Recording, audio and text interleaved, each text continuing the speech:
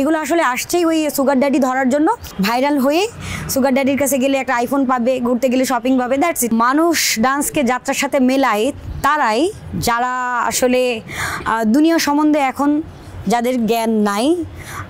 ধরেন আমার টিচার একটা কথা বলেছিল, এটা দিয়ে আমি একটা এক্সাম্পল দিতে পারি যে তুমি যা চিন্তা করবা তোমার বডি ল্যাঙ্গুয়েজ কিন্তু সেইভাবেই আকৃতি ধারণ করবে এবং তোমার মুখ থেকে কিন্তু ওই কথাটাই বের হবে। সো এটা আমার পরিবেশ ভ্যারি করে, আমি কোথা থেকে উঠে আসছি, আমি কি শিখছি, আমি কতটুকু জানি এবং আমি কোথায় জন্ম হয়েছি। আমি যেখানে জন্ম হয়েছি সেখানেই মারা যাচ্ছি, ওই এলাকার বাইরে আমি কোনো কিছুই জানি না। সো আমি একটা স্মার্টফোনও আমি ব্যবহার করিনি কখনো, আমি জানিও না যে আসলে আমার বিশ্বে কি হচ্ছে। বাংলাদেশের বাইরেও অথবা ওই 1971 সালের যাত্রাপার্টি সে যা দেখছে এর বাইরেও বর্তমান যুগের যে অবস্থা তার জানতে হবে। আমাদের বাংলাদেশের ম্যাক্সিমামই মানুষ হচ্ছে মধ্যবিত্ত আমরা যারা, তো আমাদের জ্ঞানের অনেক অভাব রয়েছে। সেইখান থেকে আমাদের আরও বেশি জ্ঞান অর্জন করা উচিত, নিজে থেকে বোঝা উচিত, জানা উচিত। 1971 সালের যে ঠেলাগাড়ি, যে গরুর গাড়ি, সেটার সাথে বর্তমান আপনি একটা BMW আপনি তুলনা করতে পারেন না। তো এই জিনিসগুলো আমাদের একটু বুঝে শুনে বলা উচিত। কজ আপনারা যা কমেন্ট করছেন, আপনারা যা বলছেন, এইটা কিন্তু একটা মানুষের কেরিয়ার বা একটা মানুষের মেন্টালি ফোকাস নষ্ট করার জন্য যথেষ্ট। দেখেন আমাদের বাংলাদেশ তো তাদের দেশের তুলনায় খুবই ছোট একটা কান্ট্রি।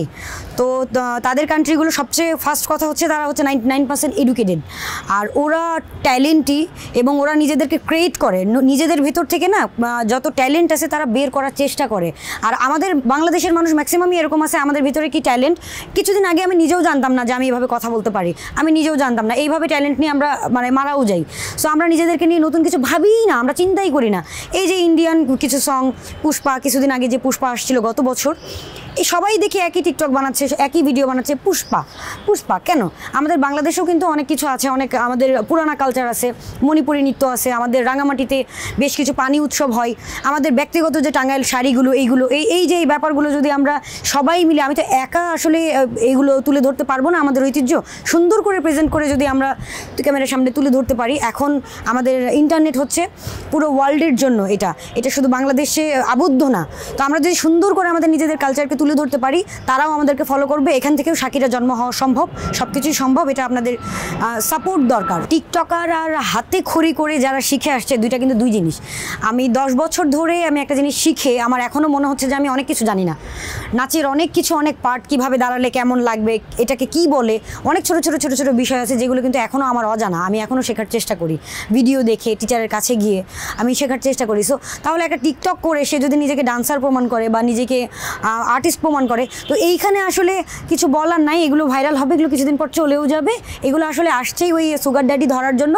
হয়তো বা ব্যক্তিগত কোনো যোগ্যতা নেই, ভাইরাল হয়ে সুগার ড্যাডির কাছে গেলে একটা আইফোন পাবে, ঘুরতে গেলে শপিং পাবে, দ্যাটস ইট। এইগুলো আসলে ওরা চিন্তা করে এখানে আসে, ওরা কাজ করার জন্য আসে না।